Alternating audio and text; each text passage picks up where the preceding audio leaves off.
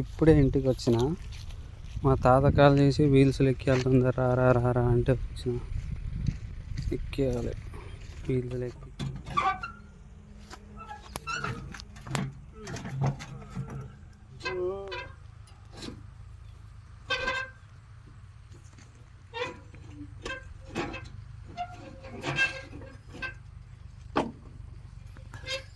వీల్స్లో అని చెప్పేసి తాత పిలిచి ఇప్పుడేమో దున్నేరా నాకు వేరే పని ఉందని చెప్తే దున్నాలి ఇప్పుడు వేరే బట్టలు వేసుకొని.